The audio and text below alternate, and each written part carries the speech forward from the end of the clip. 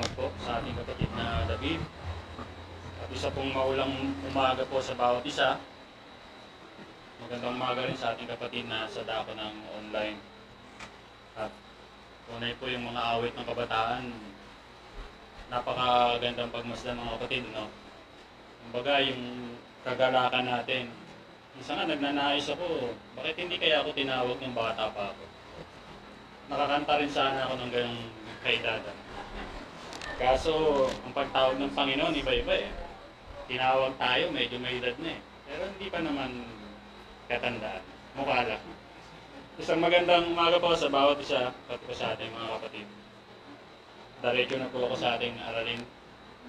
Dito po sa ating aralin, medyo ano to eh. Sa panahon sa atin nga, alingaungaw pa lang na nandigmaan, halos mababagabag ka na eh. No? Pero sa panahon ito, naranasan mismo ng kanyang bayan eh. Lalo tigit ng sumulat na ito na si Jeremiah. Sabi ko sa ating aralin, ito ang ginugunita ko sa aking pag-iisip, kaya't may pag-asa ako. Sa mga kaawaan nga ng Panginoon ay hindi tayo nalipol, sapagkat ang kanyang habag ay hindi nauubos. Ang mga yaoy bago tuwing umaga, dakila ang iyong pagtatapat.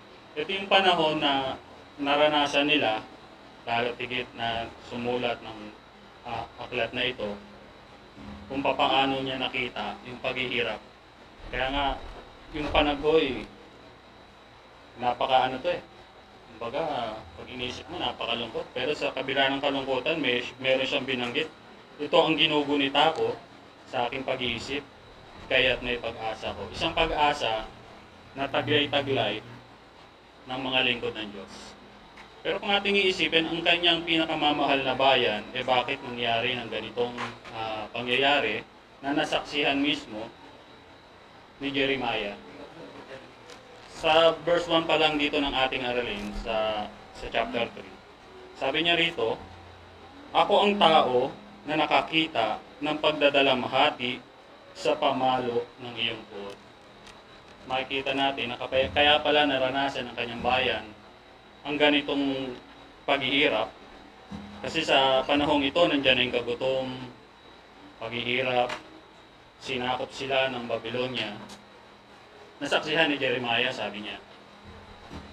Bakit po kaya? Kaya nga yung paghihirap nito, nabanggit niya rin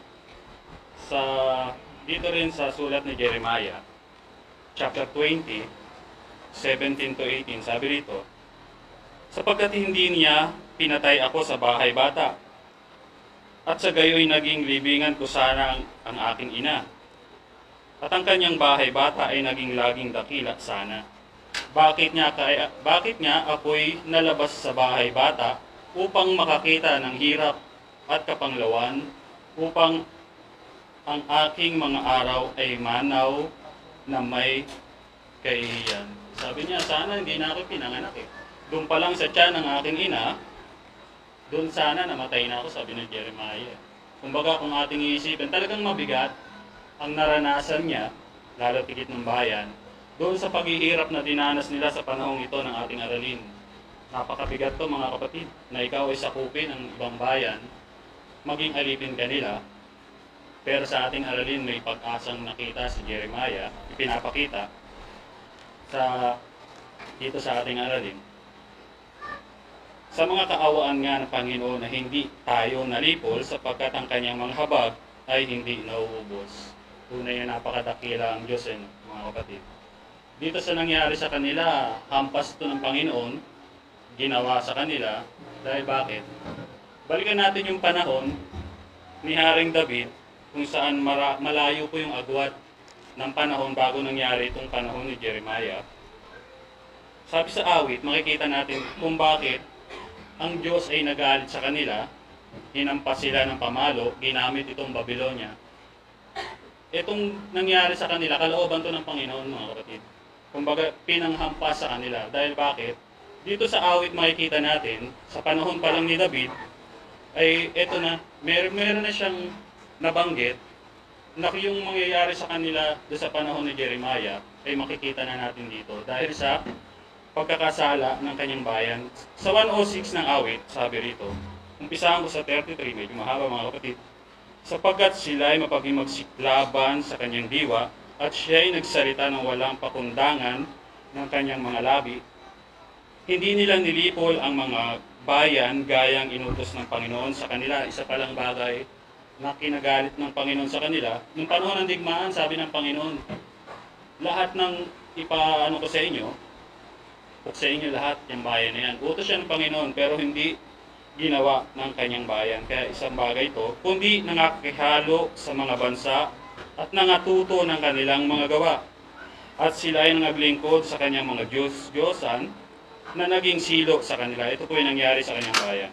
Oo, kanilang inihain ang kanilang mga anak na lalaki at babae sa mga demonyo at nagbubo ng walang salang dugo sa makatuwid bagay ng dugo ng kanilang mga anak na lalaki at babae na kanilang inihain sa Diyos-Diyosan ng Kanaan. At ang lupain ay nadumihan ng dugo. Yung mga pagkakasala po ng kanyang bayan, ito po yun. Ganito sila nagpakahawa ng kanilang mga gawa at nagsiyaon, nagpakarumi sa kanilang mga gawa. Sa 40, kaya't nag-alab ang pag-iinit ng Panginoon laban sa kanyang bayan at kinayamutan niya ang kanyang pamana. At binigay niya sila sa kamay ng mga bansa at silang na nagtatanim sa kanila ay nagpuno sa kanila. Pinighati naman sila ng kanilang mga kaaway at sila ay nagsisuko sa kanilang mga kamay. Panahon pa po ito ni Haring David. May agwat na taon bago mangyari yung panahon ni Jeremiah. Pero nakasulat na rito yung mga pagkakasala ng kanyang bayan at kung papaano sila parurusahan ng Panginoon na sila ibibigay sa mga bansa. Pipighatiin sila ng kanilang mga kaaway. Magsisisuko sila sa kamay ng mga bansang iyon. Pati yung mga may galit sa kanila, mamumuno sa kanila. Nangyari ang lahat ng mga bagay na ito dahil sa pagkakasala ng kanyang bayang Israel. Kaya dito sa panahon ng panaghoy na ating aralin, naganap yung mga bagay, kasama po ito, dahil doon sa kanyang pagkakasala. Una po sa lahat, nung umpisa, alaga ng Panginoon ng kanyang bayan eh. Kumbaga walang makagalaw sa kanila eh. Pero dito dahil sa pagkakasalang ito ng kanyang bayan, binigay sila ng Panginoon sa kalooban ng kanilang mga kaaway. Ganun po, kaya sa panahon ni Jeremiah ito, naranasan nila yung palo ng Diyos. Pero umasa at nakita ni Jeremiah na ang habag ng Panginoon ay hindi nauubos. Kaya nga sabi niya rito, sa kaawaan ng Panginoon ay hindi tayo nalipol, sapagkat kanyang manghabag ay hindi nauubos. Napakabuti talaga ng Panginoon, mga kapatid. Sa atin, pag nagkakasala yung ating anak, nandiyan agad ang palo natin. Dahil gusto natin yung ating mga anak, hindi makagawa ng mabibigat pang pagkakamali na kanilang magagawa. Isang bagay na pinakita rito sa ating aralin, na hindi sila lubos na nilipol, ang ating isipin, napakadali lang sana sa Panginoon. Kung sila yung nagkasala, ibigay sila sa kamay ng kaaway, ubusin sila eh. Pero ang Panginoon ay hindi gumawa ng ganong bagay dahil sa kanyang mga pangako. Kaya itong pagkakasalang ito, dito rin sa Jeremiah, sa chapter 40.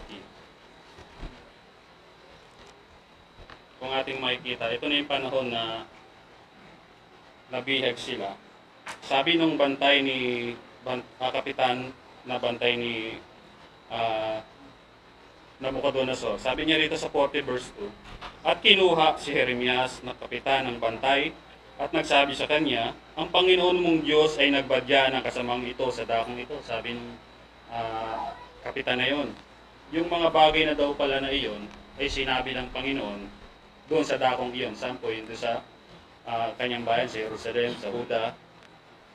At ipinangyari at ginawa ng Panginoon ayon sa kanyang sinalita, sapagkat kayo ay nagkasala laban sa Panginoon at hindi nagsitalima sa kanyang tinig, kaya't ang bagay na ito ay dumating sa inyo. Isang bagay na naranasan at ipinakita dito sa ating aralin sa panahon ng isinulat ni Jeremias ang panaghoy.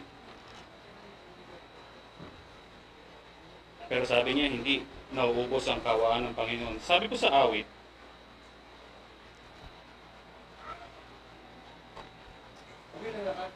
chapter 78, 38, sabi po rito, ngunit siya, palibhasa'y puspos ng kaawaan, ay pinatawad ang kanilang kasamaan, at hindi sila nilipol, o madalas na inihiwalay ang kanyang galit, at hindi pinukaw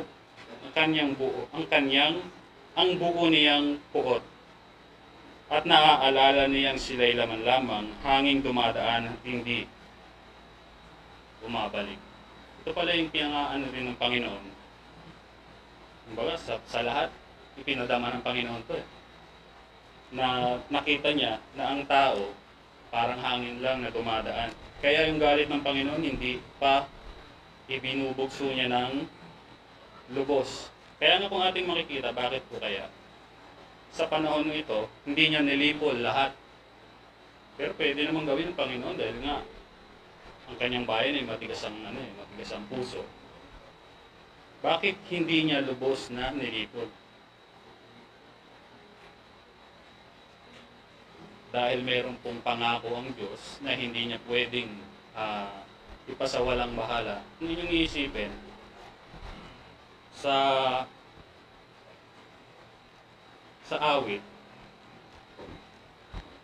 chapter 89, meron siyang pangako kasi na ibinigay.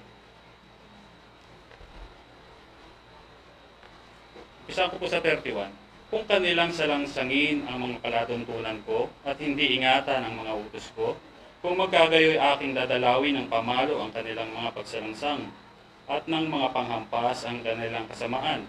Ngunit ang aking kagandahang loob ay hindi ko lubos na alisin sa kanya. Na akin mang titiisin na ang pagtatapat ko'y magkulang. Ang tipan ko'y hindi ko sisirain, ni akin mang babaguhin ang mga bagay na lumabas sa aking mga labi. Minsan ay sumampa ako sa pamamagitan ng aking kabanalan, hindi ako magbubulaan kay David. Ang kanyang binhi ay mananatili magpakailanman at ang kanyang luklukan ay parang araw sa harap ko. Merong tipan na ibinigay ang Diyos. Dito binanggit niya si David. At isang bagay pa yung sinabi rito ng anak ni David. Sa unang hari, chapter 8, verse 56, ito po yung pagbabasbas ni Solomon. Ang Panginoon ay nagbigay kapahingahan sa kanyang bayang Israel. Ayon sa lahat ng kanyang ipinangako, walang nagkulang na isang salita sa lahat niyang mabubuting pangako na kanyang ipinangako sa pamamagitan ni Moises na kanyang lingkod. Meron siyang pangako kay David, tipan kay David, kay Moises, at lalo tigit may tipan siyang ginawa kay Abraham. Na kung paano si Abraham pinangakuan niya na magkakaroon ng anak at magiging kasing dami ng buhangin at mga bituin sa langit, papaano kung pinuksa niya yung kanyang bayan dahil sa kanyang galit, meron siyang tipan na ipinagtipan na hindi niya matutupad kung inubos niya agad ang kanyang bayan.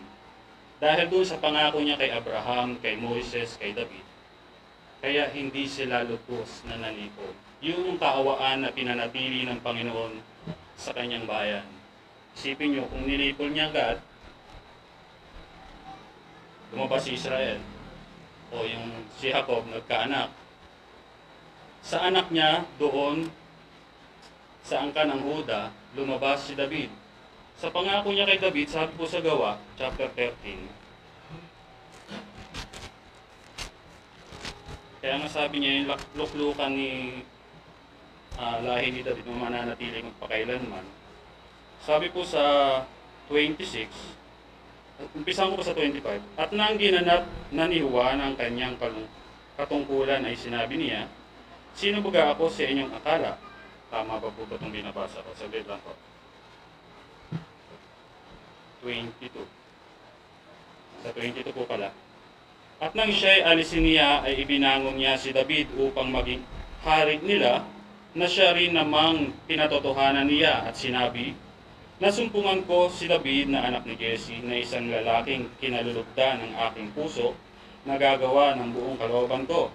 Sa binhi ng taong ito, ayon sa pangako, ang Diyos ay nagkaloob ng isang tagapagligtas na si Jesus. Kung pinuksan niya yung kanyang bayan, lahat, kung sinimot niya yung bayan ng Israel, doon sa lahi ni Juda, hindi lalabas si David.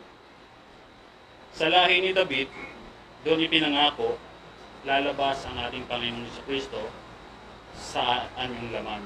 Kaya, yung isang pangako ng Panginoon na binitawan niya kay Abraham, kay Moises, kay David, ay hindi niya pwedeng baliwalain. Hindi magkukulang, sabi nga, hindi magkukulang ang kanyang pagtatapat. Kay David, kaya isang bagay ayon sa ating aralin, napakabuti ng Panginoon, hindi sila lubos na nalipol, hindi sila, kumbaga kahit anong galit at puot ng Panginoon, hindi lubos silang napahamak.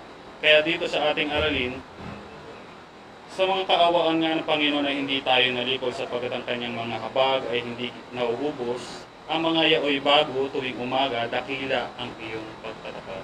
Kaya sa ating gawain ngayong umaga, maging sa awit pa lang, makikita mo, yung kadakilaan ng Panginoon ay nahayag. Kung papaanong nahayag sa kanyang mga anak sa bayang Israel noon. Kaya nga, nung paghihirap nila nito, mismo ang Diyos din ang naglabas sa kanila sa Babylonia. At yung Babylonia niya, sinaktan din ng Panginoon. Ginawa lang silang pamalo, panghampas, upang ang kanyang bayan ay madisiplina niya. O kumbaga, maganap niya rin ang kanyang salita. Kasi sumuway sila sa palatuntunan ng Panginoon eh. Sa panahon pa lang ni David, sa pagsuway nila, sabi niya, andun, hahampasin ko sila, papaluin ko sila. Kaya dito sa panahon ni Jeremiah, hindi biro ang nakita ni Jeremiah nito, ang paghihirap ng kanyang mga kababayan. Pero kung itong panahon ito, makikita natin si Jeremiah, nagkaroon din ng magandang sabihin doon. Kumbaga si Nabucodonosor, hindi siya masyadong pinahirapan. Kasi mismo si Nabucodonosor, ang nagbilin sa kanyang bantay na itong si Jeremiah, ay, saan ba yun?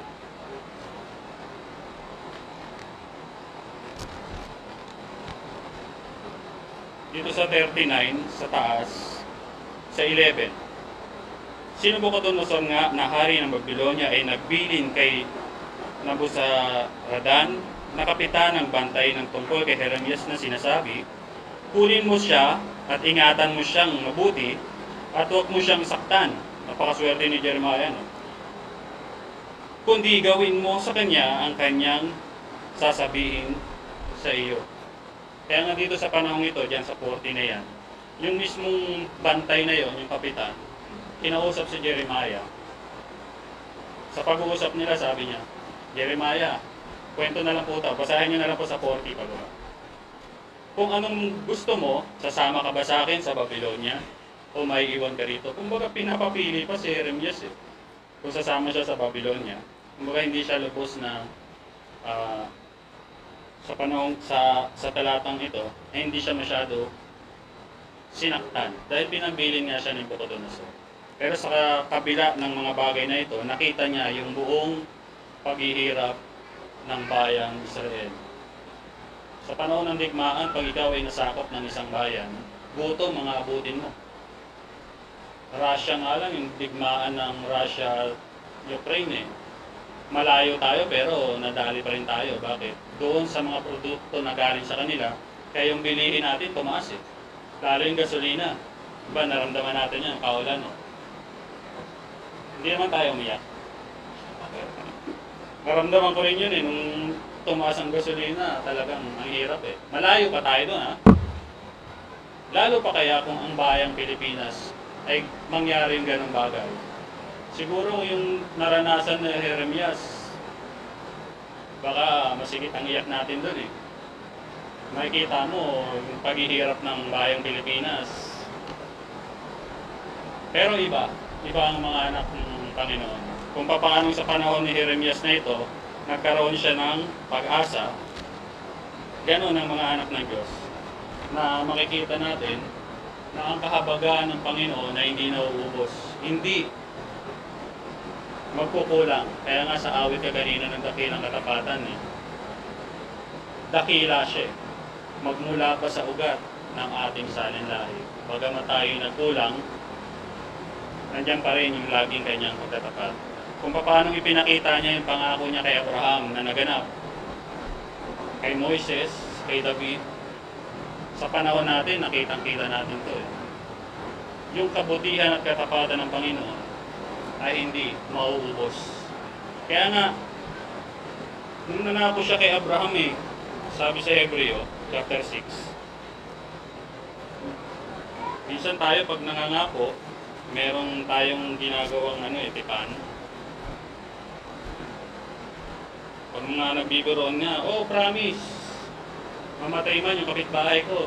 Ganun ang lagi ang inaano natin Pinapangako ko sa iyo, ito, saksi ko. Pero sa ating Panginoon sa Hebreo, sabi ko rito, nang nangako siya kay Abraham, sa 6:13, sapagkat nang nangako ang Diyos kay Abraham, palibhasa ay hindi niya ipinanumpa ang anumang lalong mataas, ay pinanumpa ang kanyang sarili, na sinasabi, tunay na sa pagpapala ay pagpapalain kita, at sa pagpaparami ay pararamihin kita. Mismo ang Diyos, hindi siya nangako at pinanumpa yung anumang bagay, dahil wala nang tataas sa Diyos Siya na yung pinakamataas. Kaya ang kanyang sarili, yung ipinakita niya. At ito hindi sinira ng Panginoon. Kaya kahit sa lubos na kahirapan noon sa panahon ng panaghoy, yung nahirapan sila, hindi talaga lubos na naubos ang kawaan ng Panginoon. Maging sa panahon natin, kung hindi pinadala ang ating Panginoon sa Kristo, naku po, sa kaya tayo pinulot. Kapag ang galit ng Diyos ay dumating, saan kaya tayo pupunta? Pero sa kabutihan ng Panginoon, sabi din dun sa gawa, na lagi nating nababasa, kaya napakapalad po na kung paano sa ating panahon, ay nakikita natin yung kabutihan ng Diyos, bago, laging bago ayon sa ating awit, bago sa araw-araw. Ito lagi na po natin mababasa ito sa Agwa, chapter 17, verse 30. Ang mga panahon ng kahangalan ay pinalipas na nga ng Diyos, datapwat ngayon pinag-uutos niya sa mga tao na magsisi silang lahat sa lahat ng dako, sapagkat siya'y nagtakda ng isang araw na kanyang ipaghukom sa sanglibutan at ayon sa katuwiran sa pamamagitan ng lalaking kanyang itinalaga, na ito'y pinatunayan niya sa lahat ng mga tao nang siya'y buhayin niyang maguli sa mga patay. Kung paano ang kabutihan ng Diyos ay binigay sa sanlibutan dahil sa ating Panginoon sa Kristo, alalahanin natin sa sulat na ito na may isang, nakatakdang isang araw ng kanyang paghuhukom. Galing po ito sa Panginoon na ito'y mangyayari. Kung paano ang babala niya sa kanyang bayan ay ginawa niya sa pamamagitan ng Babylonia, ito'y mangyayari sa ating panahon. Kumbaga yung mga pagkakasala, pinalipas na nga ng Diyos sa pamamagitan ng ating Panginoon Kristo, para tayo makaligtas dito sa paghukom na ito. Yung galit na darating sa sanglibutan, sa pamamagitan ng kanyang pangako na ginawa sa atin. Alalahanin natin yung ating mga nabasa, sabi nga ni Solomon, hindi nagkulang ni isang mga salita ang Panginoon na sa kanyang mabubuting pangako. Isang pangako ng Panginoon ang mga bagay na ito, na tayo makakaligtas sa kanyang galit kung ating pangahawakan ang salitang ito sa pamamagitan ng ating Panginoon sa Kristo, makakaligtas tayo doon sa galit. Pero kung hindi, higit sa pamalo ang mangyayari sa sanlibutan kapag pinabayaan ang ganitong mga salita. Alam naman natin na ang Diyos hindi naubusan ng biyaya o ng kabutihan, pero siya din naman yung nagsalita. Siguro konting oras na lang at lagi na rin natin nababasa yung babala niya doon sa Kawikaan chapter 1. Mabigat po yung mga kapatid. Nung oras na siya tumawag walang walang nakinig. Medyo mahaba itong verse na to. Papaiksiin ko na lang.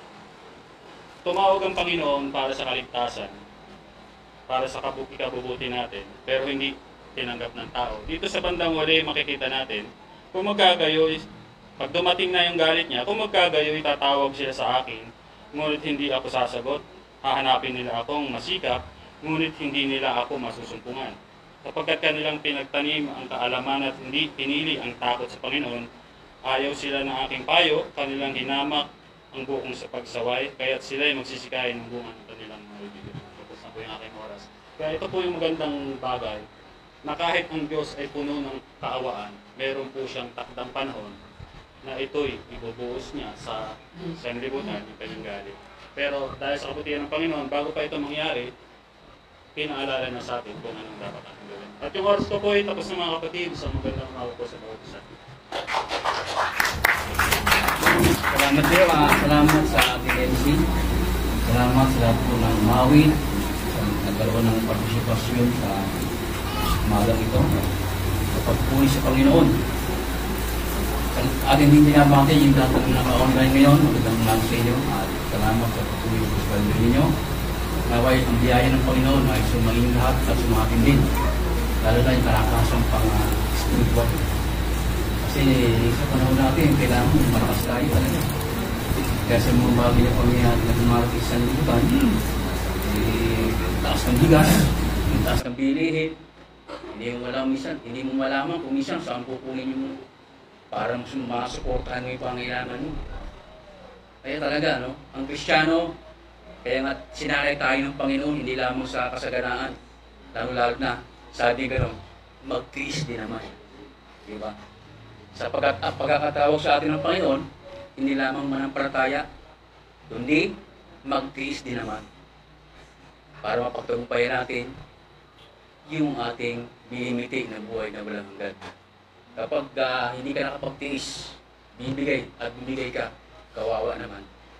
Sa tagal ng panahon na tinakbo natin, kaya ako tagal ko na rito, siguro nasa 34 years na yata ako rito sa Karsanan, tagal na. Kung mawawala, sayang. Ang dami sinakripisyo. Tapos mawawala. Sa isang sakit, mawawala. Kaya yun, pagsumikap natin mga kapatid.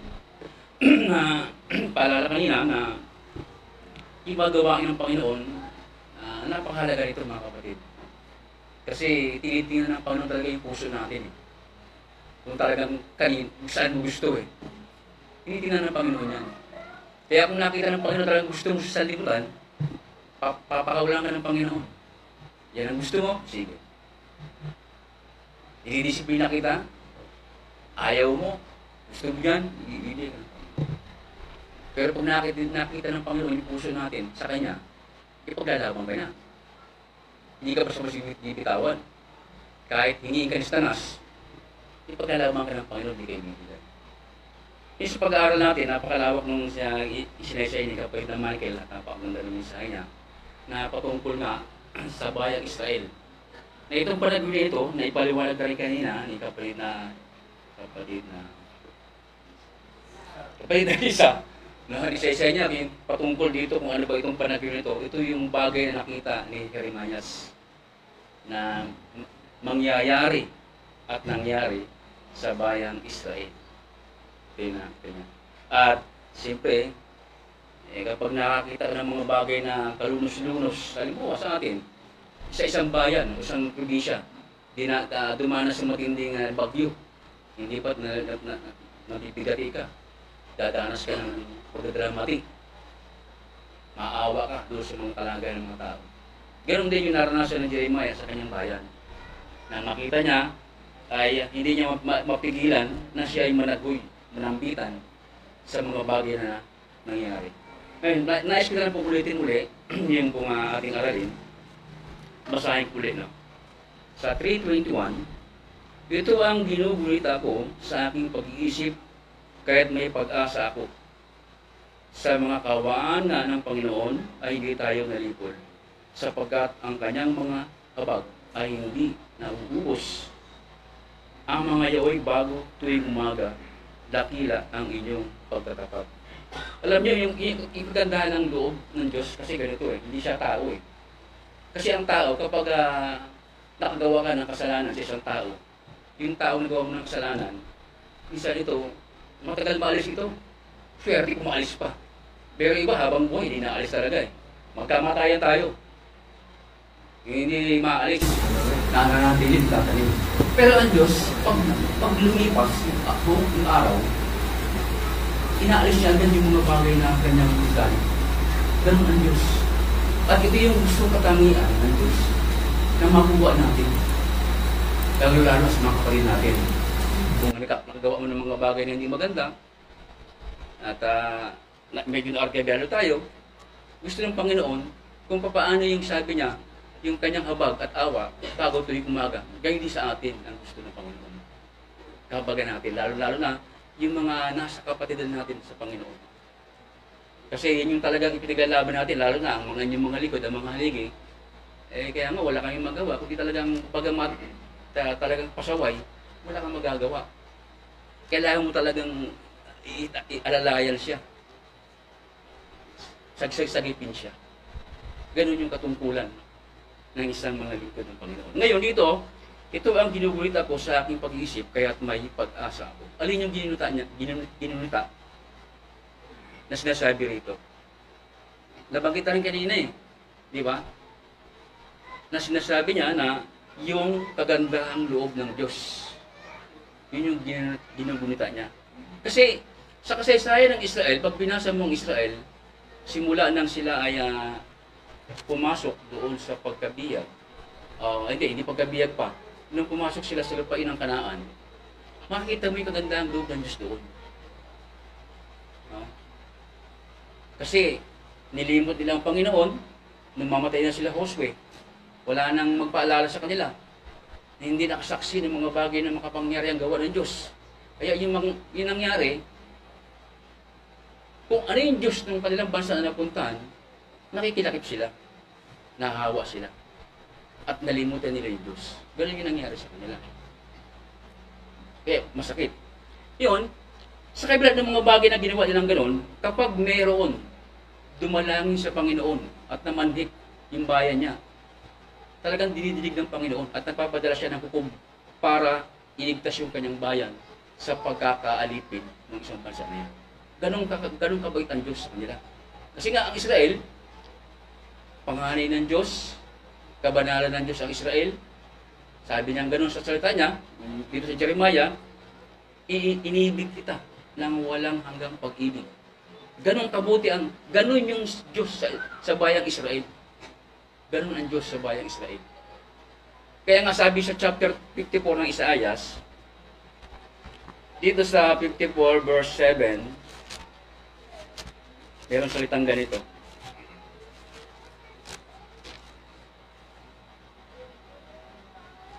Okay. 54, sabi dito, sa 7. Sa sandali ay kinalimutan kita. Paano kinalimutan ng Diyos ang Israel?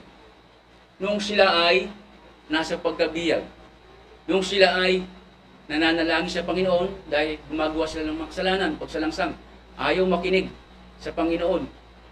Nilimot sila ng Panginoon, hindi pinakinggan yung kanilang panalangin.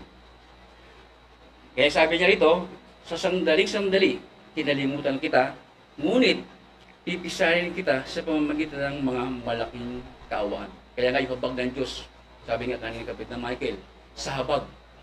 Tayo mga hintil. Diba? Kung di sa habag ng Diyos, wala rin tayo eh. Kung tutuusin, ano tayo eh? Ligaw. Nakisanib lang tayo doon sa tunay na ulibo. Dahil sa awa ng Diyos, sinanib tayo. Ganun nangyari sa atin. Sa kaunting pag-iinit, ay ikinublik ko ang aking mukha sa iyo sa isang sandali. Ngunit, kinaawaan kita sa pamamagitan ng walang hanggang kagandahang loob. Buriin mo yan. Sabihin, pag sinabing walang hanggang kagandahang loob, ano ibig sabihin nun? Walang hanggan. Kagandahan pa. Nandun lagi ganda ng loob Diyos. Gawa ko sa balansang ng Israel, makagawa ng kasalanan, nandun pa rin kagandahan ng loob ng Diyos. Ganun ginawa ng Diyos sa Israel. Tuloy natin. Ngunit tinawaan kita sa pamamagitan ng walang hanggang kagandahang loob, sabi ng Panginoon, na iyong manunubos, sapagkat ito ay parang tubig ng panahon ni Noe sa akin. Sapagkat kung paanong ako ay sumumpa na ang tubig ng panahon ni Noe ay hindi naaahon pa sa lupa, gayon ako sumumpa na hindi ako mag-iinit sa iyo o sasaway sa iyo. Ang salita ng Panginoon, no? Tuloy. Sa 10, sapagkat ang mga bundok ay mga papaalis at ang mga burol ay mga lilipat, ngunit ang aking kagandahang loob ay hindi hiwalay sa iyo, o ang aking mangtipan ng kapayapaan ay maaalis sa iyo, sabi ng Panginoon na naawa sa iyo. Ganon ang salita ng Panginoon sa Israel. Yung kagandahang loob niya, walang hanggang kagandahang loob. Napakabuti ng Panginoon. Napakasuyap, napakaparad ng Israel. Dahil sa kabila ng mga bagay na pinagagawa nila, kung tutuusin, matindi yung ginawa nila eh. Ang ginawa ng Israel. Di ba? Sabi doon sa isang talata ng Jeremiah, doon sa isang talata, ano ba yung talata mo?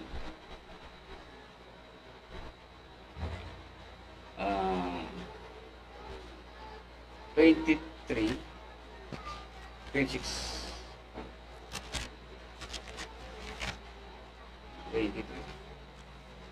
26. Tingnan natin yung mga bagay na ginawa ng Israel. Siya ito. Sa 23:26 ng Jeremiah, hanggang kailan masusumpungan ito sa puso ng mga propeta na nangangungula. Kaya noong panahon na yon, yung mismo mga propeta, ito yung nagpahamak sa bayan ng Israel. Sila yung nagpahamak. Na nangungula ng mga kasinungalingan sa mga bagay ng mga propeta na nananghula ng daya ng kanilang sariling puso. Ano pa? Ito pa, sa 27. Na nag-aakalang magpalimot sa aking bayan ng aking pangalan sa pamamagitan ng kanilang panaginip. Mapanaginipin yung mga propeta. Yung pala, ang nangyayari, nanaginip sila, hindi naman talaga katotohanan ng galing sa Panginoon. Ang ginagawa nila, gusto nilang ipalimot ang Diyos sa bayan ng Israel. Ganun ang ginawa nila. Kaya nagalit ang Diyos nun sa mga propeta. Gaya ng kanilang mga magulang na nakalimot sa aking pangalan dahil kay Baal. Laki ng kasalanan ng propeta ng Israel. Kaya nagalit ang Diyos dito sa bayang Israel. Ngayon, ang kagandahan pang isang makikita natin, no, sa Panginoon ay yung sinasabi niya doon sa 30:11. Kasi nang pumasok sila sa anumang bagay na pagkabihag, yung huling-huli na sinabing nangyari sa kanila nung sila ay dalhin sa Babylonia sa pamamagitan ng Haring Nabucodonosor. Tingnan natin dito sa 30 verse 11 ng Jeremias, meron salitang ganito. Sapagkat ako'y sumasayo, sabi ng Panginoon, upang iligtas kita, sapagkat gagawa ako ng lubos na kawakasan sa lahat na bansa na aking pinangalatan sa iyo. Ngunit, hindi ako gagawa ng lubos na kawakasan sa iyo. Kaya mapansin natin, hindi niya nilipol lahat. Hindi niya nilipol lahat ang bayang Israel. Diba? Sabi niya rito, kundi, sasawayin kita ng kahatulan at walang pagsalang hindi kita iiwan na walang parusa. Yun ang sinasabi natin.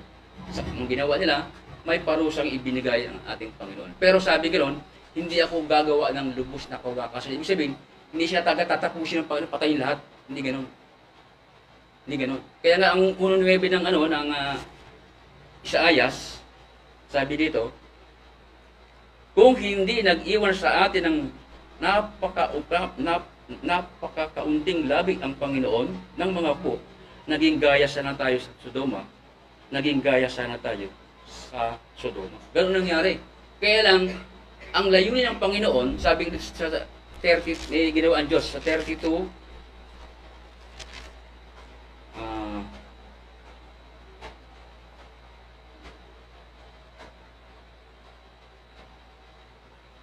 sabi rito, sa 36 ng Jeremias. Sabi sa 32:36. At ngayon, ganito ang sabi ng Panginoon, ng Diyos ng Israel, tungkol sa bayang ito na inyong sinasabi nabigay sa kamay ng hari sa Babylonia sa pamamagitan ng tabak at ng kagutom at ng salot. Narito, aking pipisahin sila mula sa lahat ng lupain na aking pinagtaboyan sa kanila, sa aking galit at sa aking kapusukan at sa malaking puot, at dadaling ko sila uli sa dakong ito at aking silang palatahaning tiwasay. Yun naman, di ba? Kaya nga, ang Diyos, hindi gumawa ng lubos na kawakasan sa Israel, kundi nagtira siya ng kaunti, nagtira siya ng nalabi. Di ba? Kaya nga sinasabi rito, dadalhin ko sila uli sa dakong ito at aking silang palatahaning tiwasay. At sila yung magiging aking bayan at ako'y magiging kanyang Diyos. At bibigyan ko sila ng isang puso at ng isang daan upang sila'y matakot sa akin magpakilanman sa ikabubuti nila at ng kanilang mga anak pagkamatay nila. Ako'y makipagtipan ng wala hanggang tipan sa kanila na hindi ako hiwalay sa kanila upang gawan ko sila ng mabuti. At sisidlan ko sa puso ng takot sa akin upang huwag silang mangagsiwalay sa akin. Kaya nga, yung ginawa ng Panginoon, nagtira siya ng iilan sa mga nalabi. Kaya nga ito yung sinasabi natin mga kapatid, no? Na ang Diyos, hindi tao. Iba ang Diyos. Sa kabila ng maraming pagpapaiduod sa Israel, nagsisiri siya doon sa mga bagay na binigay na kagandahang loob ng Panginoon sa kanya.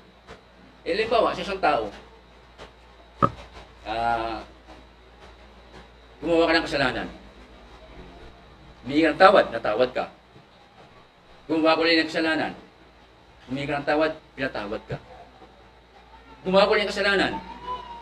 Pinatawad ko ulit. Gumawa paulit-ulit. Ano mangyayari sa ganun? At Diyos kung tutukusin, dapat, hindi siya dapat dahil makatuwiran siya eh.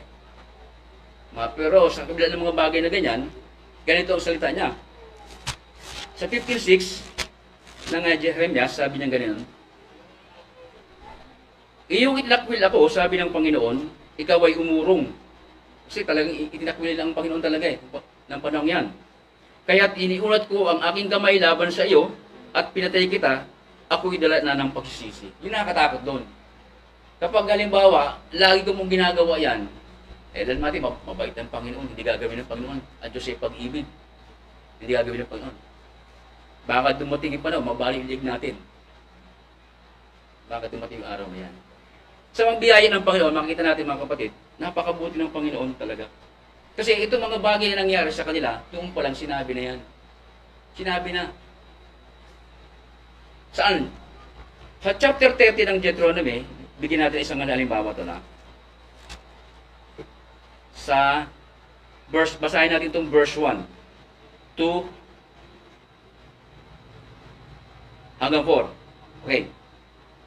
Kasi ito pa lang, kung tutukusin, simula pa lang ito, Deuteronomy. Di ba? Paano pa lang ito? Inuulting pangyayari sa kanila.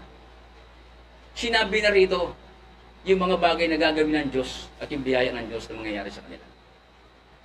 At mangyayari na pagka lahat ng mga bagay nito ay darating sa iyo, ang pagpapala at ang sumpa na inilagay ko sa harap mo at iyong mga dilidilihin sa gitna ng lahat ng mga bansa na pinagtabuyan sa iyo ng Panginoon mong Diyos. At magbalik ka sa Panginoon mong Diyos at iyong sundin ang kanyang ang tinig ayon sa lahat ng iniutos ko sa iyo sa araw na ito ninyo at ng inyong mga anak, ng inyong buong puso at ng inyong buong kaluluwa. Ay, eto na, babawiin nga ng Panginoon mong Diyos ang iyong pagkabiyag at mahabag sa iyo. At ibabalik at titipunin ka sa lahat ng mga bayang pinagkalatan sa iyo ng Panginoon mong Diyos. Kung ang biyag sa iyo ay nasa kaduludulong bahagi ng langit, mula roon, titipunin ka ng Panginoon mong Diyos at mula roon kukunin ka. Kung pa lang, sinabi na, sa Deuteronomy pa lang, di ba?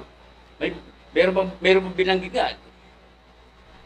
Yung halos inano kanina ni Kapitan Michael, di ba? Dito. Ito. Isa pa, tingnan natin sa unang hari din. Unang hari sa chapter 8, dito lang banda yung pagkakano ni Michael kanina. Okay. Okay, ito. Simulan natin dito sa 47. Gayon may kung sila'y magbulay sa kanilang sarili sa lupain. Ay, hindi, simula sa 46. Kung sila'y magkasala laban sa iyo, sapagkat walang tao na di nagkakasala, at ikaw ay magalit sa kanila, at ibigay mo sila sa kaaway. Ay nangyari, di ba? Binigay sila sa Babylonia. Ibigay sila sa kaaway, na ano pat sila'y dalhin biyag sa lupain ng kaaway sa malayo o sa malapit. Gayon may kung sila'y magbulay sa kanilang sarili sa lupain na pagdadalan biyag sa kanila at magbalik loob at mamanhik sa iyo sa lupain pinagdalhan sa kanila na biyag na magsabi, kami ay nagkasala at kami ay gumawa ng kalikuan. Kami ay gumawa ng kasamaan. Kung sila'y bumalik sa iyo ng buong puso nila at ng buong kaluluwa nila sa lupain ng kanilang mga kaaway na nagdala sa kanilang biyag, ay manalangin sa iyo sa dako ng kanilang lupain na iyong ibinigay sa kanilang mga magulang na bayang pinili mo at bahay na aking tinayo na ukol sa iyong pangalan, dinggin mo nga ang kanilang dalangin at ang kanilang pamanik sa langit na iyong tahanan sa dako at alayan mo ang kanilang usap. Patawarin mo ang iyong bayan na nagkasala laban sa iyo at ang lahat nilang pagsalangsang na kanilang isinalangsang laban sa iyo at mahabag ka sa kanila sa harap na niyaong mga nagdadalang biyag sa kanila upang sila'y mahabag sa kanila. Kaya yung sinasabi ni ito sa author nitong panagoy, ginunita niya yung mga bagay na ginawa ng Diyos yung kagandahang loob. Kasi ang Diyos nga, mapagpatawad eh.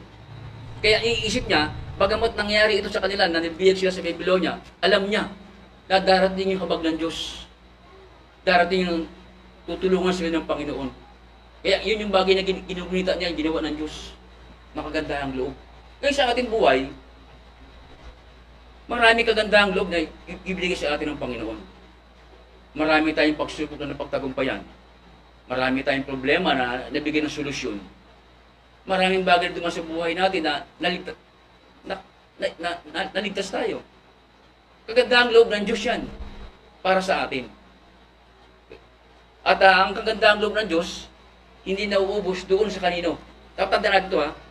Ang kagandahang loob ng Diyos ay nananatili doon sa mga taong tumutupad. Doon sa nananatili sa Kanya. At doon sa umiibig sa Kanya. Kaya, huwag natin isipin na ang kagandahang loob ng Diyos ay nasa lahat. Totoong nasa lahat ng tao yan. Kaya lang siyempre, paano naman kung hindi sumusunod? Di ba? Mas higit ang kagandahang loob ng Diyos, naroon talaga sa mga tumutupad ng Kanyang mga salita. Naroon talaga. Kaya nga sabi sa 11.25, 11.22, pa ito, paborito ng David ito eh. Ito yung kagandahang loob ng Diyos na dapat nakita ng tao. Roma 11.22, masdan mo nga ang kabutihan at ang kabagsikan ng Diyos. Dapat makita ng tao ito. Na hindi ang Diyos pag-ibig ng pag-ibig na akala ng ilan. Hindi gagawa ang Diyos ng ganyan. Eh, nakita na natin sa Balalang Kasulatan kung paano niya niluray ang Israel eh. Pinahagupit niya doon sa mga tagayong bansa. Sabi, gumagawa siya ng kasamaan talaga. Nandun yung kapagsikan niya. Kapag hindi ka tumutupad. Masdan mo nga ang kabutihan at ang kabagsikan ng Diyos. Ang kabagsikan ay sa nangahulog. Kaya mahirap pinahuhulog mga kapatid. Kasi pag nahulog ka sa kamay ng Panginoon, wala na. 10:31 ang Hebrew. Nasabi doon? Kakilakilabot na bagay ang mahulog sa mga kamay ng Diyos na buwan. Gusto kong hawakan ng Panginoon. Hawakan ng Panginoon. Eh gusto mong umalis, gusto mong lumabas. Ayaw mong pahawak. Ikaw mismo itong gumagawa para mahulog ka. May magagawa ba ang Diyos? Gusto mo eh. Kaya yung sinasabi rito, ang kabagsikan ng Diyos ay sa nangahulog. Sa nangahulog na, ibig sabihin, hindi pa yun na. Ibig sabihin, tinakwil na. Ibig sabihin nito, wala na. Takwil na ito. Datapat ang kabutihan ng Diyos ay sa iyo kung mamamalagi ka sa Kanyang kabutihan. Sa ibang paraan, ikaw man ay puputulin. Delikado pa rin pala. No?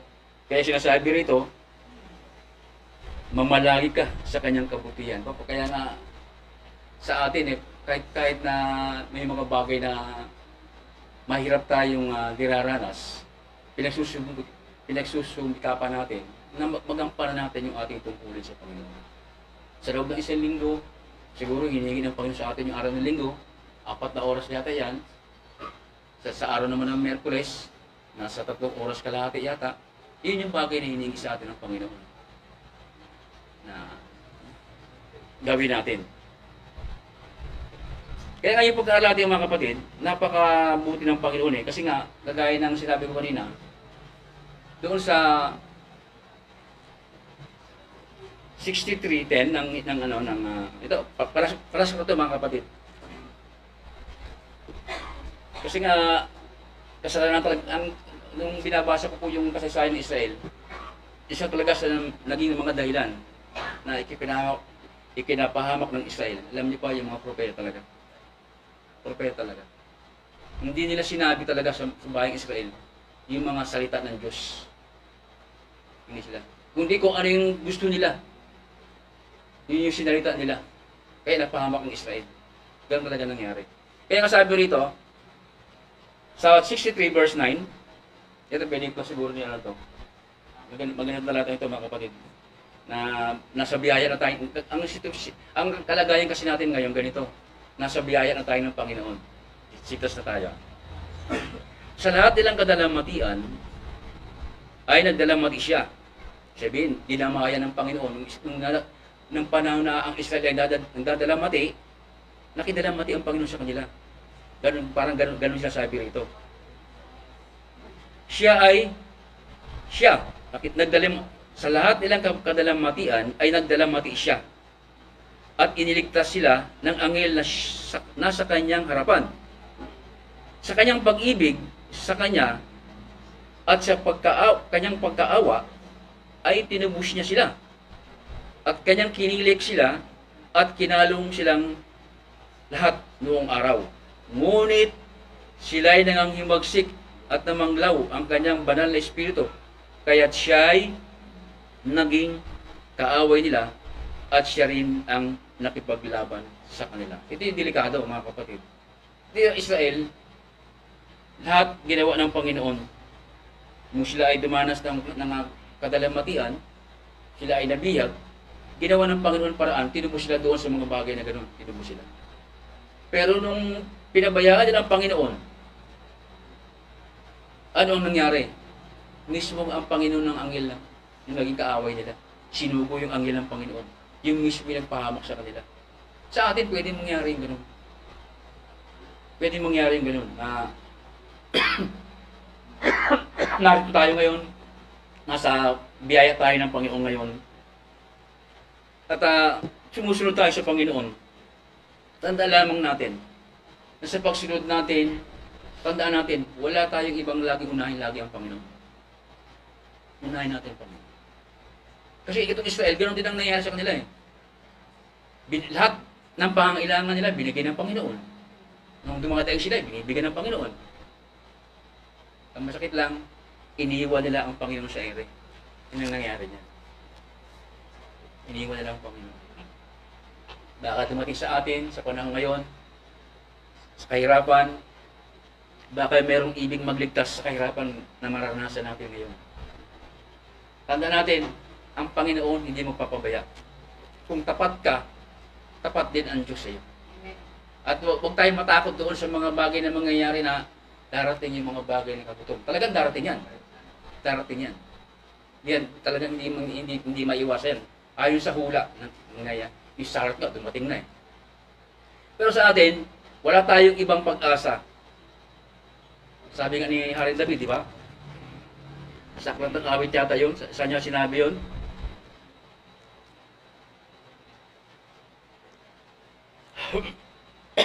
Sabi ni, yan pala sinabi ni David yun. Ang sabi niya sa 71 verse 5, ito sa atin, ito. Sapagkat ikaw ay aking pag-asa, O Panginoon. Ano man ang dumating sa liputan, mabago man, Huwag tayong, ikaw ay aking tiwala mula sa aking kabataan. Huwag natin aalisin yung pagtiwala sa Panginoon. Huwag natin aalisin. Sapagkat walang ibang pag-asa tayo, kundi ang Panginoon. Yung mga bagay na nangyayari, sabi nga gano'n, titingnan natin, di ba? Matindi na yung nangyayari sa sanlibutan ngayon. Pag ni-research mo yung mga bagay na nangyayari, matitindi. Ibang-iba na yung mundo ngayon. Mas parang nasisiyan yung tao doon sa paggawa ng masama kaysa mabuti. Ganun nangyayari ngayon. Mas nilalait nila yung mga bagay na tungkol sa Diyos. Kasi ang piling nila parang hindi totoo yung Diyos eh. Ganun naramdaman nila eh. Parang walang Diyos. Ganun ang pakiramdam nila eh. Kasi hindi nila naramdaman eh. Bakit puro kasamaan? Bakit puro ganito nangyayari? Mga akala nila, walang Diyos. Kaya ang ginawa ng iba, sumali na sa satanismo. Ganun nangyayari. Dahil walang Diyos eh. Yun ang akala nila. Pero sa atin nakakilala sa Diyos, may Diyos tayong buhay. Pag-asa natin. Kaya kung ano man yung dumating, mga kapatid, at darating talaga, na mangyayari. Itong sinasabing kagutom, at itong bagay na kapigati na darating, kung panghawakan natin ang salita ng Panginoon. Huwag tayong bibitiw. Maski buhay ang maging kapalit nito, huwag mong isusurrender ang buhay mo sa mga bagay. Panghawakan mo lang. Tapat ang Diyos. Nandyan ang Diyos na iingatan tayo at ibibigay yung lahat ng mga bagay na pangailangan natin. Naalala ko, sabi ko sa banal na kasulatan eh, si Elias, di ba? Sabi niya, nagugutom siya eh. Nagugutom siya eh. Kasi sabi niya, akala niya, wala ng mga propeta ang Diyos ng panahon na yun. Propeta ni Baal, 400 yung propeta ni Baal eh. Ang sabi niya, hinahanap siya, papatayin siya eh. Nung takot siya. Hanggang sa mapunta siya ng kuweba. No? Nung nasa kuweba na siya, siyempre, wala siyang pagkain eh. Ang ginawa ng Panginoon, inutusan yung uwak para dala siya ng pagkain. Imposible ba? Ibang bagay na imposible ba? Hindi, di ba? Imposible. Imposible bang utusan ng Panginoon yung mga ibon para dalan tayo ng pagkain? At sa pagkain na kinain niya, siyang tinapay lang. Tumagal siya ng 40 days. Sa kain lang. O, 40 days ang itinagal. Biruin mo kapatid. Pinakain siya ng Panginoon tinapay. Nabusog siya ng 40 days. Kaya ako sumasampalataya ako, totoo. Na ginawa ng Diyos kay Elias, totoo yun nangyari sa kanya. Kaya, yung panahon na yan, kapag dumating, mangyayari sa atin yan. Huwag lang maalis yung pananampalataya natin sa Diyos. Maging totoo lang tayo, tapat tayo. Magandang umaga po at salamat sa Panginoon.